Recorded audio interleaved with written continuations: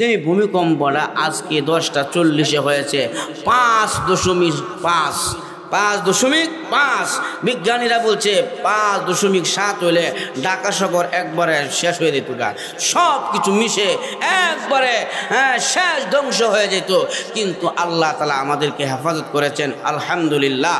আল্লাহ তাআলা এই দুনিয়াকে যখন ধ্বংস করবে, তো ধ্বংস করার প্রথম যে বিষয়টা আল্লাহ তাআলা ধ্বংস করবেন সেটা হলো ভূমিকম্পের মাধ্যমে আল্লাহ দুনিয়াকে ধ্বংস করবে।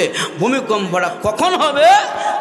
এই পৃথিবীকে ধ্বংস করে দেওয়ার জন্য একজন ফেরেশতার হাতে আল্লাহ একটা বাঁশি দিছে। কি দিছে? বাঁশি। এটাকে বলা হয় ইসরাফিল ফেরেশতার হাতে আল্লাহ একটা বাঁশি দিয়ে রাখছে, যে বেড়া ফুক দিয়া তামাম দুনিয়া ধ্বংস করব। নাম কি ফেরেশতার? ইসরাফিল। এই তামাম দুনিয়া যদি গোলাকার করিয়া ইসরাফিলের বাঁশির ভিতরে দেয়া যায়, এর পরেও তামাম দুনিয়া কয়েকবার আইব আর যাইব, এত পরিমাণ বাঁশি ইসরাফিলের মুখের মধ্যে ইসরাফিল মুখে লাগাইয়া বসে আছে। আচ্ছা বলেন তো দেখি, বাঁশিটা যদি এই পরিমাণ বড় হয়, তাহলে যিনি বাঁশি মুখে লাগাইয়া বসে আছেন বা দাঁড়ায় আছেন ফেরেশতারা কত বড়? আল্লাহ। তো এই দুনিয়া ধ্বংস হয়ে যাবে, যাকে কিয়ামত বলা হয়। ইসরাফিল ফেরেশতা এই কিয়ামত ঘটায় দিবে বাঁশিতে ফুঁক দেওয়ার পরে। তো আল্লাহর নবী সাল্লাল্লাহু আলাইহি সাল্লামকে জিবরাইল বলেন, নবী গো, আপনি কিয়ামত সম্পর্কে বলেন। আল্লাহর নবী কই, কিয়ামত সম্পর্কে আমাকে যিনি প্রশ্ন করেছে উনি আমার সাথে বেশি ভালো জানে, অর্থাৎ জিবরাইল আপনি ভালো জানেন। তো জিবরাইল আলাইহিস সালাম উনি বললেন, ওগো নবীজি, কিয়ামত সম্পর্কে একমাত্র আল্লাহ ভালো জানে। কবে আল্লাহ দুনিয়া ধ্বংস করবে এটা আল্লাহর এলেমে আছে, দুনিয়ার কেউ জানে না।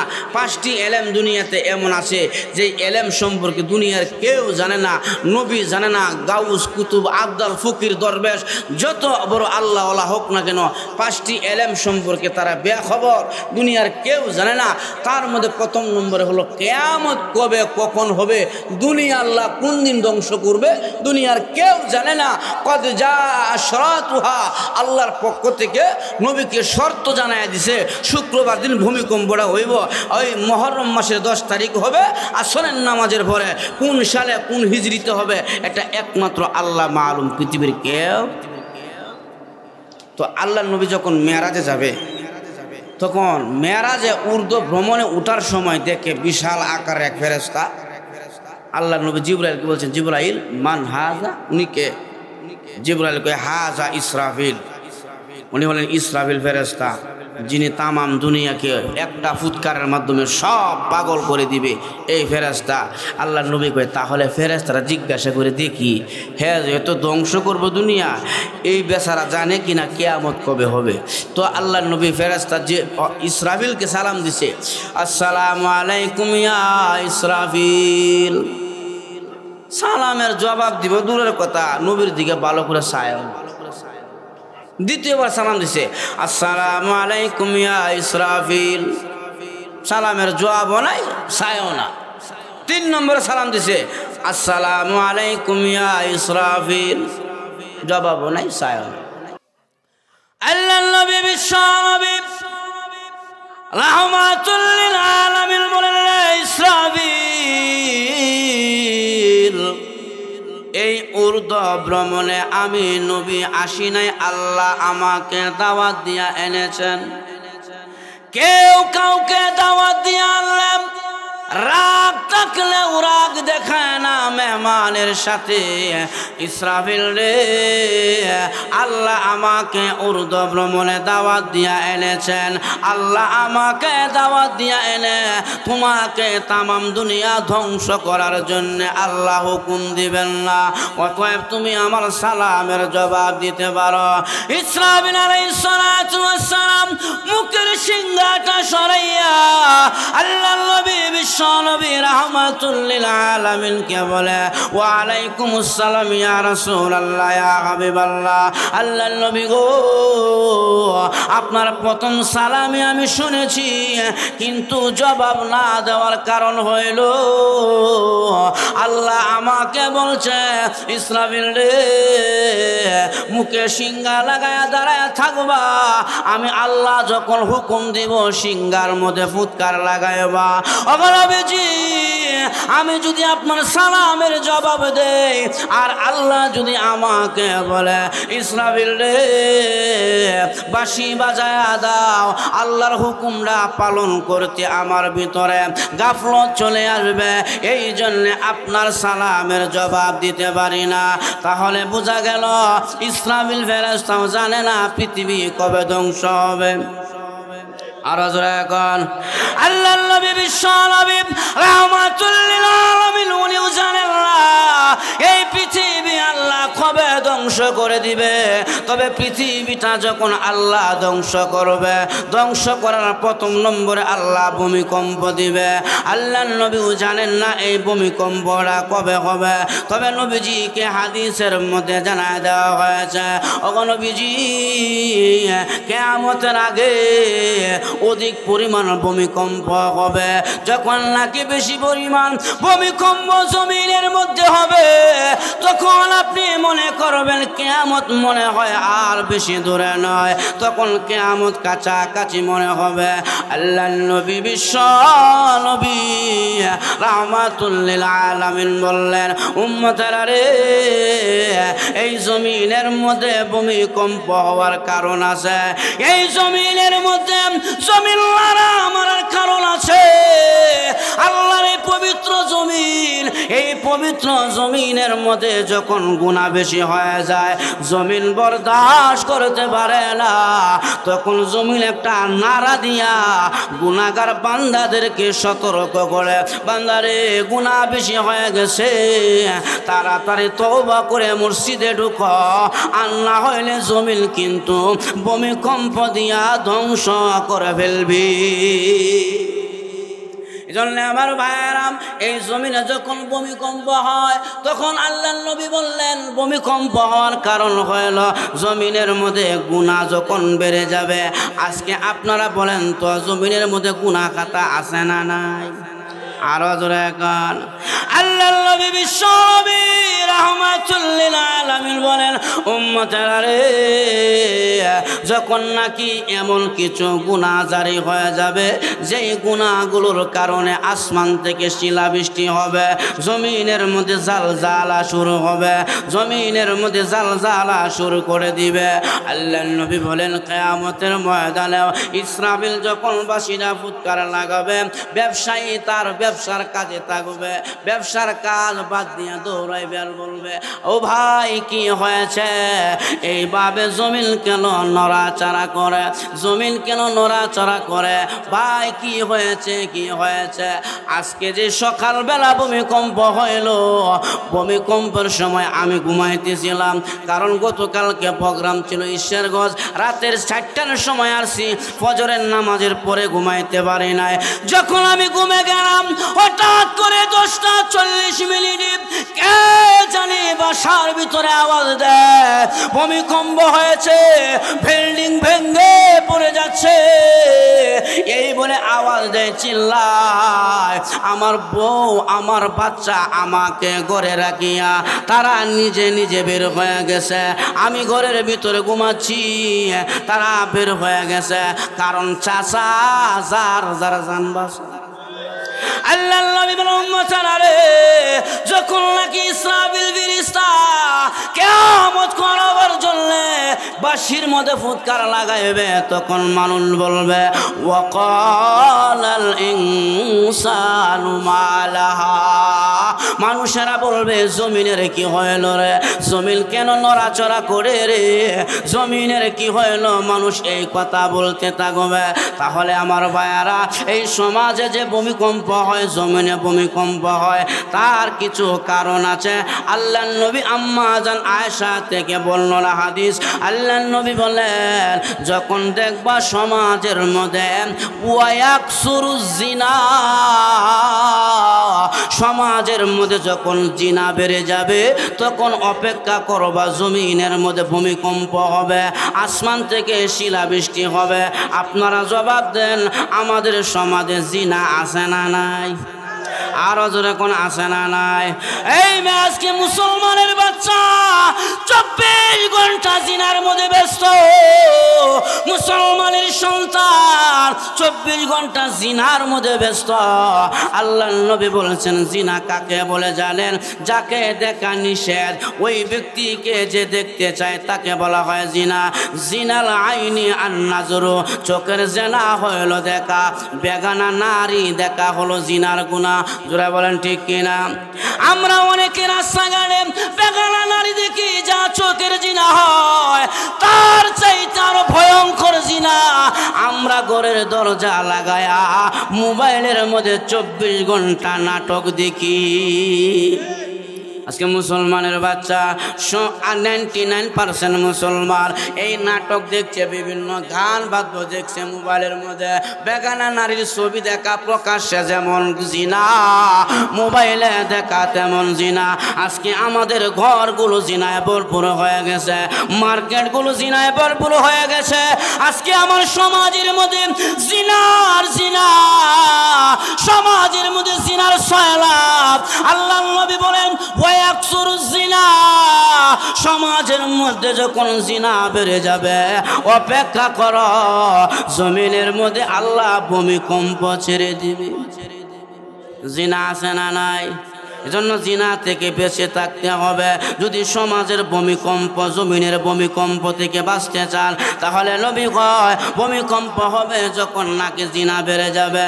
2 নম্বরে আল্লাহর নবী বলেন ওয়ায়াকসারু শারবুল খামর, যখন নাকি দেখবা সমাজের মধ্যে নেশা মদ পান বেড়ে যাবে, তখন মনে করবা এই সমাজে গুনাহ বেশি হয়ে যাচ্ছে, জমিনের মধ্যে ভূমিকম্প শুরু হবে। আপনারা বলেন সমাজের মধ্যে নেশাখোর আছে না না? মুসলমানের বাচ্চা 12 বছরের ছেলে গাঞ্জার ফুটলা পকেটের মধ্যে নিয়ে জোড়া কোন আসেনি না নাই? 12 বছরের বাচ্চা গাঞ্জা টানে কলকে দিয়া কয় বাবা কা গাঞ্জা কা, গাঞ্জা খায়া পাঞ্জা মারে, সিদ্ধি কাইলে বুদ্ধি মারে। জোড়া কোন ঠিক কিনা? গাঞ্জার আজকে গাঞ্জার পুটলা নিয়ে 12 বছরের বাচ্চা গাঞ্জা নিয়ে ঘুরে ঢাকা শহরের অলিগলি, বিশেষ করে গাজীপুর অনেক অলিগলিতে ঢোকা যায় না গাঞ্জা কুরের গাঞ্জার দুয়ার কারণে। বহু গাঞ্জা কোর গলিতে গলিতে গাঞ্জা খায়া গাঞ্জার দুয়ায় এই অলি গলি ঢোকা যায় না। আল্লাহর নবী বলেন উম্মতেরা রে, যখন দেখবা ওয়ায়াকসারু শারবুল খামর, যখন নাকি সমাজের মধ্যে গাঞ্জা কোর নেশা কোর বেড়ে যাবে, তখন অপেক্ষা করো আল্লাহ জমিনের মধ্যে ভূমিকম্প দিয়া দিবে। তাহলে বোঝা গেল গাঞ্জা খাওয়া যাবে না। এখন ঠিক কিনা? যারা গাঞ্জা খায় গাঞ্জা কুরদের মাথা ঠিক থাকে না, বউরে মা কয়া মাঝে মাঝে ডাক মারে। যারা গাঞ্জা খায় মদ খায় রাস্তার পিলারের মধ্যে ধরে ধরে ঠেলে আর কয় সর। জোড়া কোন ঠিক কিনা? কারণ গাঞ্জা কোর, মদ কোর, নিশা কোর, এদের মাথার ব্রেন সব সর্বদাই কাজ করে না। এজন্য নবী কয় উম্মতেরা রে, যখন নাকি সমাজের মধ্যে ওয়ায়াকসুরু শারবুল খামর, যখন সমাজের মধ্যে মদ্যপান বেড়ে যাবে, নেশা বেড়ে যাবে, গাঞ্জটি বেড়ে যাবে, তখন এই জমিন ভূমিকম্প নাড়া দিতে শুরু করবে। 3 নম্বরে আল্লাহর নবী বলেন ওয়ায়াকসুরুন নিসা, যখন সমাজের মধ্যে দেখবা মহিলা বেড়ে গেছে, বেপরদা নারী বেশি বেড়ে গেছে, তখন মনে করবা এই সমাজের মানুষ ধ্বংসের দিকে আগাচ্ছে। আজকে আমাদের সমাজে মহিলা পুরুষের তুলনায় মহিলা বেশি। ওয়ায়াকসারুন নিসা, আল্লাহর নবী বলছেন যখন দেখবা সমাজে মহিলা বেড়ে গেছে, আজকে রাস্তাঘাটে মহিলাদের জন্য হাঁটা যায় না। এখন ঠিক কিনা? বাজারে গেলে মহিলারা কয় পুরুষের লাগে বাজার করতাম লাগে। যে কথা আমরা কবার কথা ছিল মহিলার লাগে বাজারে আসতে পারি না, উল্টা তারা কয় পুরুষের জন্য বাজার করতে পারি না। এক আচ্ছন্নি মহিলা তুমি বাজারে কেনে আসলা? এখন ঠিক কিনা? মহিলা থাকবে ঘরের ভিতরে, মহিলাদের জন্য বাসা। আল্লাহ কোরআনের বিধান দিয়েছে, ওয়াকারনা ফি বুয়ুতিকুন্না ওয়ালা তাবাররাজনা তাবাররুজাল জাহিলিয়াতিল উলা। আল্লাহ রাব্বুল আলামিন বললেন, উম্মতের মহিলারা রে, আল্লাহ নবী বিশ্ব নবী রাহমাতুল লিল আলামিন হাদিসের মধ্যে বললেন, আল্লাহ কোরআনের মধ্যে বললেন, মহিলারা তোমরা বাসায় থাকবা, ঘরে থাকবা, সাবধান বাসা থেকে বের হয়ো না। বেপরদা নারীদের মতন, জাহিলি যুগের নারীদের মতন বেপরদায় চলেও না, বাসায় থাকবা। এখন মহিলারা কয়, আমরা বাসায় থাকব না, স্বামীর কথা মানব না, আমরা বাজার করে আনবো। জোরে এখন কয় কি কয় না? আর কিছু স্বামীও আছে, এক ঘুম পারে কয় বাজারটা ঘুরিয়ে মারে, কয় যা বাজারটা ঘুরিয়ে। এখন বেডি ঘরের মধ্যে যে কাপড় চোপড় বোঝা রান্না বান্না করছিল, কাজ করবো, এই কাপড় ড্রেস ফাড়লায় নতুন একটা পিনছে, পিন দেয়া আধা ঘন্টার জায়গার মধ্যে 1.5 ঘন্টা ঘুরে বাজার ঘুরে নিয়েছে। আছে কি আছে না? হ্যাঁ উম্মত, আল্লাহ কোরআনের বিধান দিচ্ছে মহিলাদেরকে ঘরের ভিতরে, মহিলারা স্বামীর অনুমতি ছাড়া ঘর থেকে বের হতে পারবে না। কিন্তু আজকালের মহিলা স্বামীর অনুমতি তো নেই না, স্বামীরা ঘুমে রাইকা মার্কেট করিয়া কাপড় নিয়ে কয় যে নিয়ে আসি, স্বামীকে ঘুরতে আনছো মার্কেট থেকে, কোন সময় গেলা? ঘুমে তো গেছি, ঘুমে তো চিন্তা করে অনুমতির দরকার নাই। অথচ আল্লাহ নবী বলেছেন, স্বামীর অনুমতি ছাড়া ফকিররা ভিক্ষা দেওয়া নিষেধ, স্বামীর অনুমতি ছাড়া মহিলার নফল রোজা রাখা নিষেধ। এখন ঠিক কিনা? আজকে মহিলারা এই যে বেপরদা চলতে আরম্ভ করেছে, মহিলাদের ভিতরে শরীয়তের পর্দা নাই। পৃথিবীর মহিলারা শুনে রাখো, আল্লাহ রাব্বুল আলামিন তোমাদেরকে সম্মান দিয়েছে, তোমাদেরকে ইজ্জত দিয়েছে, সম্মানিত করেছে। মাগো, তোমার গর্ভে থেকে আব্দুল কাদের জিলানী হয়েছে, তোমার গর্ভে থেকে বাইজিদ বুস্তামি হয়েছে, তোমার গর্ভে থেকে মুহাম্মাদুর রাসূলুল্লাহর জন্ম হয়েছে। তুমি সাধারণ মহিলা না, তুমি যতায় ততায় চলাফেরা করতে পারো না। আল্লাহ নবী বিশ্ব নবী রাহমাতুল লিল আলামিন বললেন, হ্যাঁ মহিলা জানো তোমার স্বামী কেমন জিনিস? আল্লাহ নবী বললেন, মহিলারা রে, এমন অবস্থা হয়েছে, আল্লাহ নবী জানায় দিছে, ও মহিলারা স্বামীর খেদমতটা কেমন কি পরিমাণ জানো? তোমার স্বামীর শরীরে যদি কুষ্ঠ রোগ হয়, আর ওই কুষ্ঠ রোগের কুষ্ঠগুলো যদি কোনো মহিলা জিহ্বা দিয়ে চেটে চেটে পরিষ্কার করে, তথাপি স্বামীর হক আদায় হবে না। পৃথিবীর মহিলারা শুনেন, নবীর সাহাবীর বিবিরা স্বামীর কথা কি পরিমাণ মান্য করেছে। আল্লাহ নবীর একজন সাহাবী জিহাদের ময়দানে চলে যায়, আর ঘরে বিবিকে বললেন, বিবিরে আমার অনুমতি ছাড়া ঘর থেকে বের হয় না। বিবি কয়, ঠিক আছে স্বামী, আমি ঘরে বসে থাকব। সাহাবী জিহাদের ময়দানে চলে গেল। এই দিক থেকে ওই সাহাবীর বিবি ওনার বাবার বাড়ি থেকে সংবাদ আসছে, ওনার আব্বা অসুস্থ। এবার সাহাবীর বিবি মনে মনে বলে, আমার স্বামী তো নিষেধ করেছে, আমি ঘর থেকে বের হতে পারবো না ওনার অনুমতি ছাড়া। উনি আল্লাহ নবীর দরবারে চিঠি লিখলেন, ওগো নবীজি, আপনার সাহাবী জিহাদের ময়দানে উনি বলেছে ওনার অনুমতি ছাড়া বাসা থেকে বের হওয়া যাবে না। এখন যে আমার আব্বা অসুস্থ, আমি আমার অসুস্থ আব্বাকে স্বামীর অনুমতি ছাড়া দেখতে পারবো কিনা? আল্লাহ নবী চিঠির জবাব লিখলেন, কখনো সম্ভব নয়, তোমার স্বামী অনুমতি না দিলে তোমার অসুস্থ বাবাকে দেখার পারমিশন আমি নবী দিতে পারি না। স্বামীর অনুমতি না দেখেন কত কঠিন, কত কার্যকর। দ্বিতীয়বার চিঠি আসছে মহিলার বাবার বাড়ি থেকে, বাবা খুব অসুস্থ, নবীর কাছে চিঠি লিখলেন, নবী অনুমতি দেয় না। 3 নম্বর চিঠি আসছে, নবী গো, আমার অসুস্থ বাবা বিছানায় পড়ে দুনিয়া থেকে বিদায়। ওগো নবীজি, আমার অসুস্থ বাবা দুনিয়া থেকে বিদায় হয়েছে,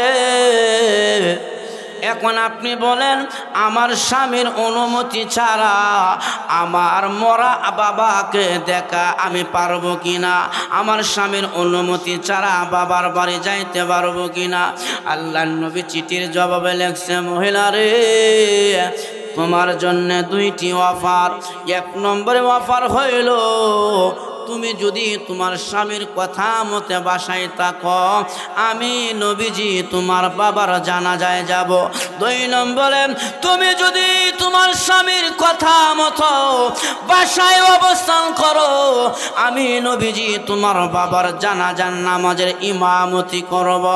এখন মহিলা এই জবাব পাইয়া বলে, আলহামদুলিল্লাহ নবী গো, আমি গেলে হয়তো আমার বাবাকে দেখব, এর চাইতে বেশি কিছু করতে পারবো না, কিন্তু আপনি নবী যদি আমার বাবার জানাজার নামাজের ইমাম হন, আমার বাবা নিঃসন্দেহ আল্লাহর জান্নাতে চলে যাইবে। এই যে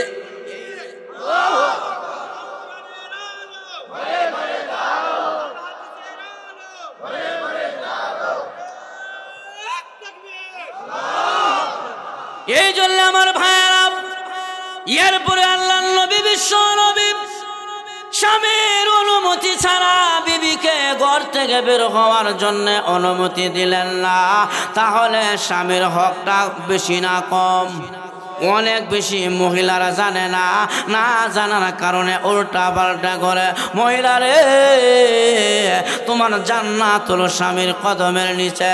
স্বামীর কথা মানিয়া যদি তুমি দুনিয়াতে চলতে পারো, আর এই অবস্থায় যদি তোমার মরণ হয়, আল্লাহর নবী বলছেন, কোন স্ত্রী যদি স্বামীকে সন্তুষ্টি রাখিয়া দুনিয়া থেকে বিদায় হয়, স্বামী তার উপরে সন্তুষ্টি খুশি ছিল, ওই নারীটা আল্লাহর জান্নাতের মেহমান হয়ে যায়। তাহলে আমার ভাইয়াম, সমাজের মধ্যে, এই দেশের মধ্যে ভূমিকম্প হওয়ার কারণ হইল ওয়াকসরুন নিসা, বেগানা নারী বেড়ে যাওয়া। বেগানা নারী যখন বেড়ে যাবে, তখন সমাজও ওই দেশের মধ্যে ভূমিকম্প হবে।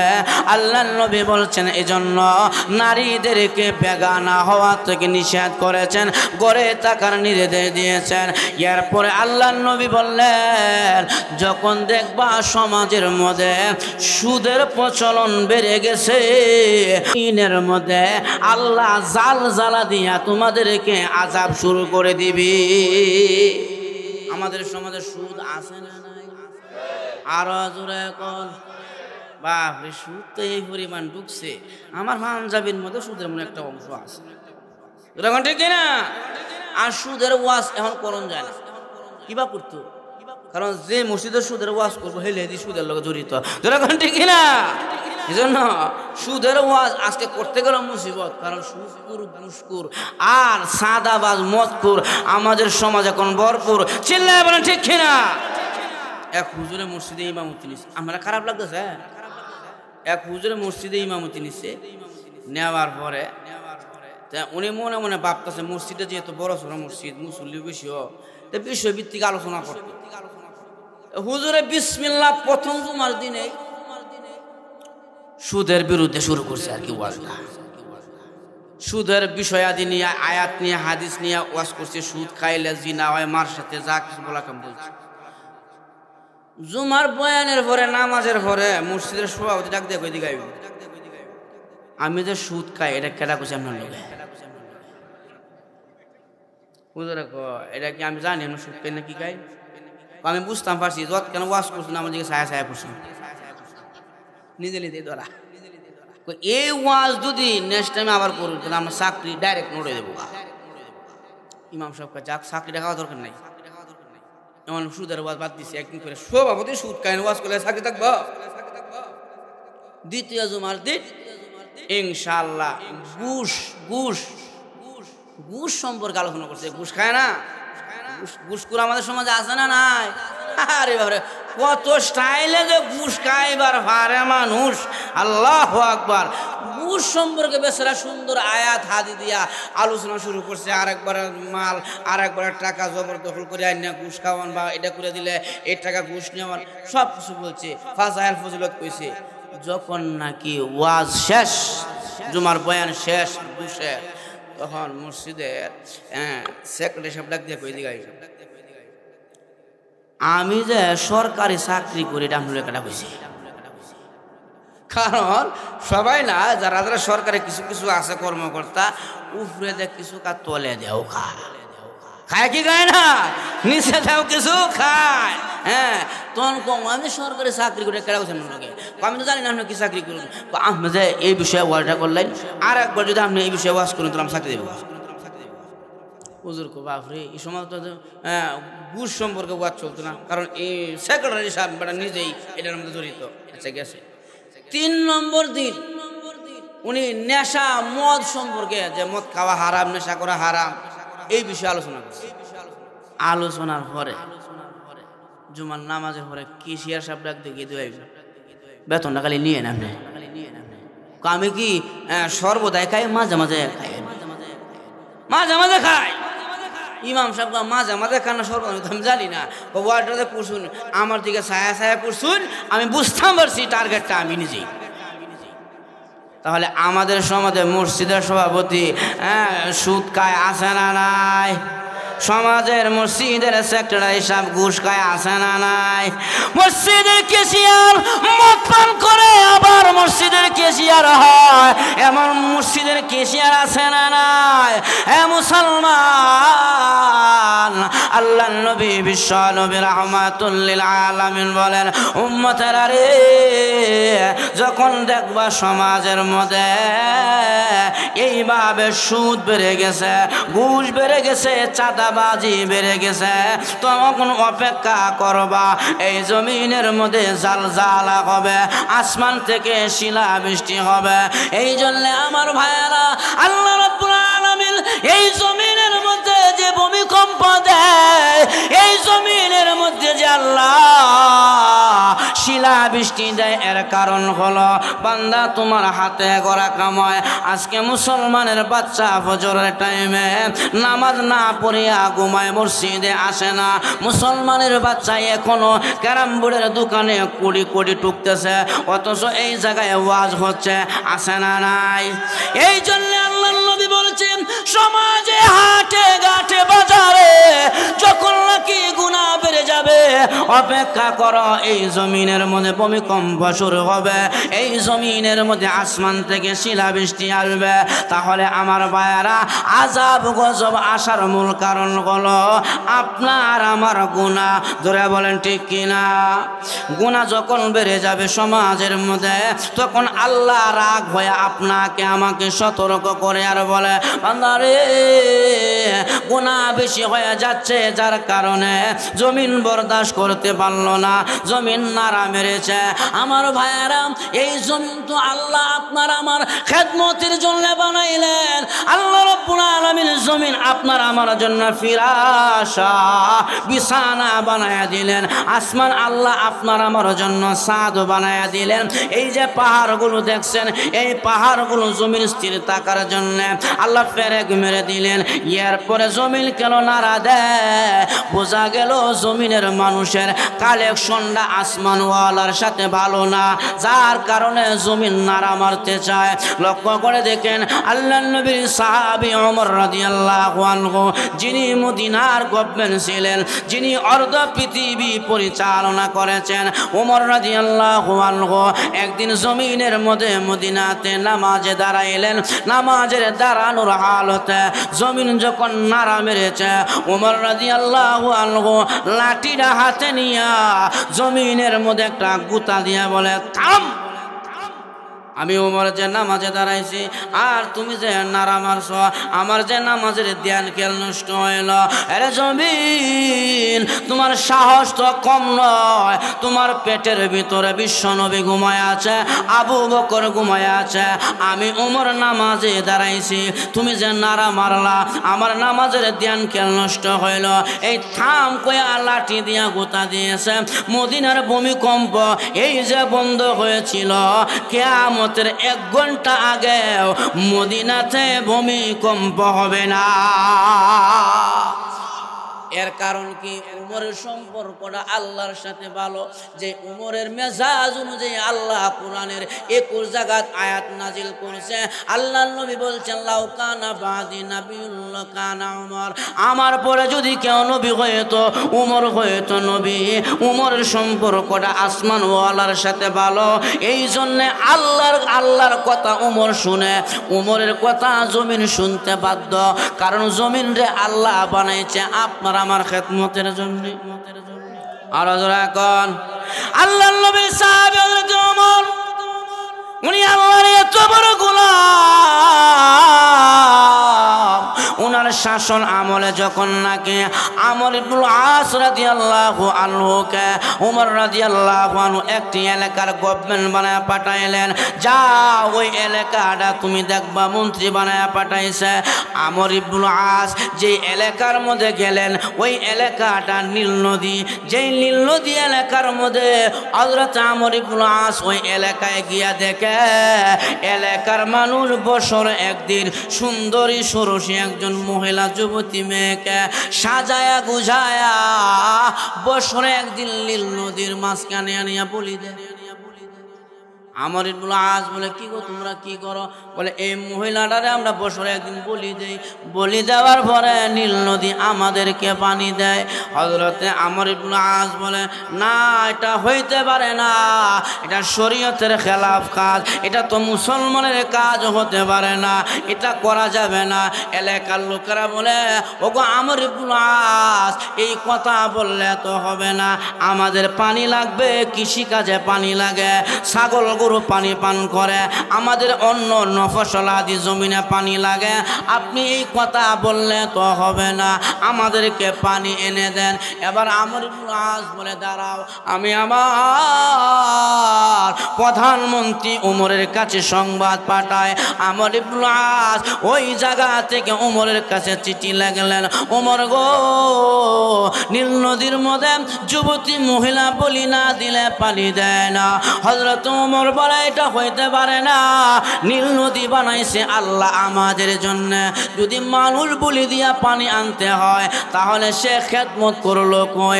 এবার উমর রাদিয়াল্লাহু আনহু বিসমিল্লাহ লিখিয়া, বিসমিল্লাহির রহমানির রহিম, মিন জানিব উমর ইলা বাহরিন নীল, উমর রাদিয়াল্লাহু আনহু বাহরে নীলের কাছে চিঠি লিখলেন আর বললেন, রে বাহরে নীল, আমি উমরের চিঠিটা পাওয়ার পরে যদি পানি না দাও তাহলে তোমাকে আজীবনের জন্য বরট করে দিব, তোমাকে এমন রাখবো না।